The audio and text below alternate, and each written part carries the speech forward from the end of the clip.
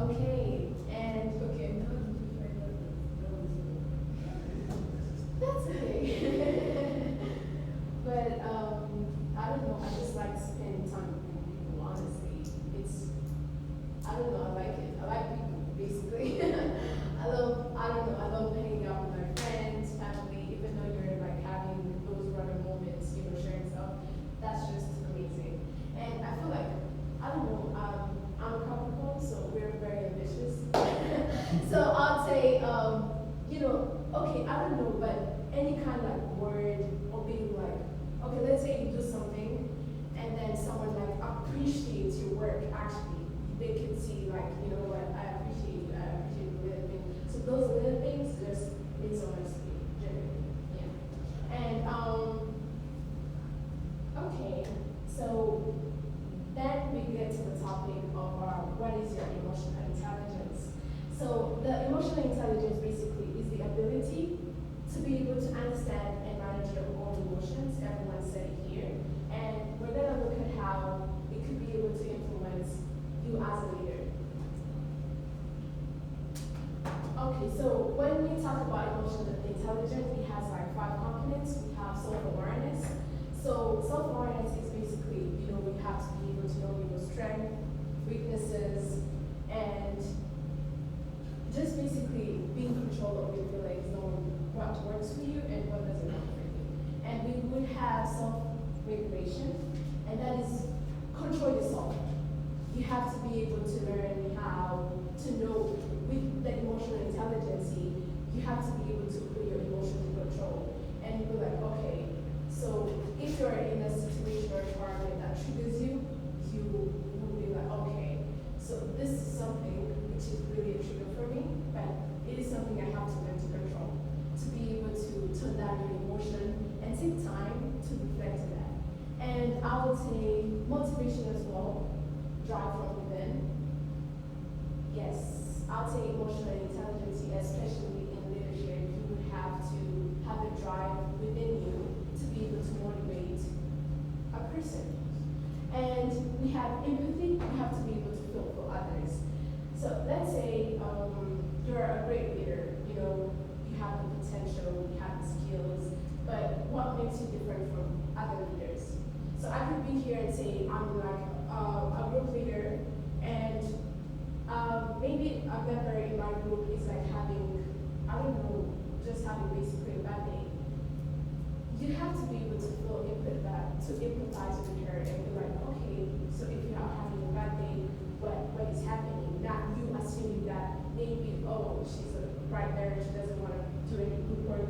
Just basically empathize with her, because at the end of the day, you never know what everyone is passing through. So I'll say, please empathize with her. And I'll be like, social skills, they have to be able to connect and then lead. You have to be able to connect with people to be able to lead them. Okay. And now we have emotional intelligence is the traditional leadership traits. So in the past, it was all like they would exercise authority, but now you have to be able to empathize with a person, because as the world changed, behaviors change, everything changes. It's not going to be the same, and people's mindsets are going to change. So when you used to exercise authority in the past, it's just not going to work. You're going to be like, okay, because you can think for yourself as well. People have like evolved. Is that what I can say? Yeah, I'll say that, because what used to work in the past doesn't work in the present, And delegation, you have to be able to be understanding. And goal-driven, emotionally aware. And decision maker, basically to be collaborative. Okay. So why does emotional intelligence matter in leadership?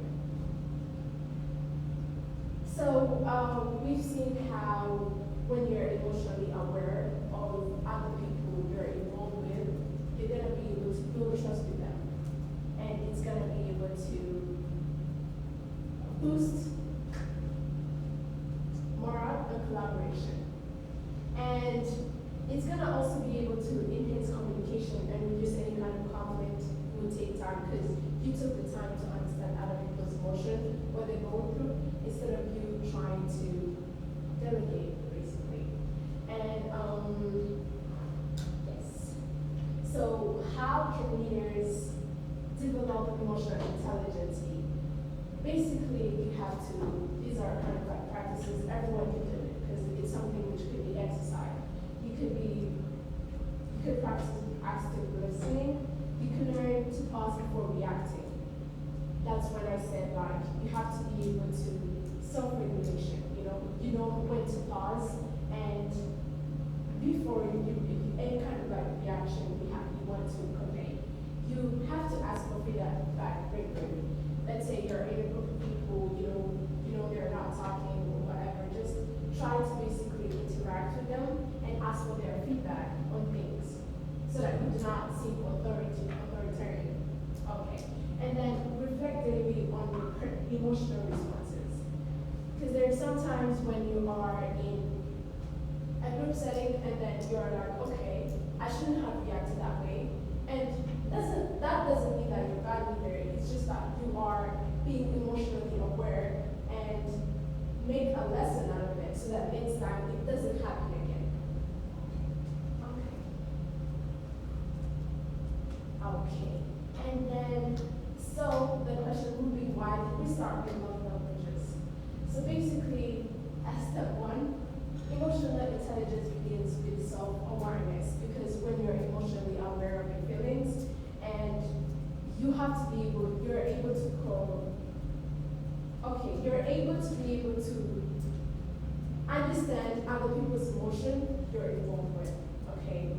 So let's say maybe you're a leader in a group, your love language is quality time, but maybe let's say Quinn's love language would be words of affirmation.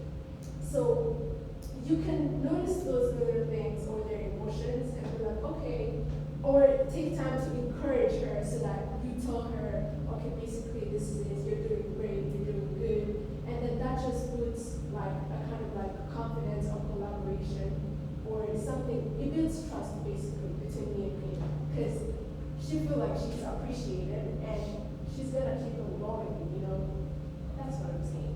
And then recognize how emotions drive behavior in yourself and others. You have to be able to know that your emotion influences a big part of how you react, okay? And when you recognize that, you're able to be like, okay, you're in certain situations where you're gonna have to comfort yourself or you know that this is basically a weakness. And it's okay, you have to take time or pause, think about it, and then go to it again and be like, okay, now I'm emotionally aware, I have taken a pause so that your reactions aren't gonna be, explosive. Just take your time and then consider other people, take the time to consider other people's emotional journey. And I'll say responding to emotional needs and values as well as what I was giving for example. Okay.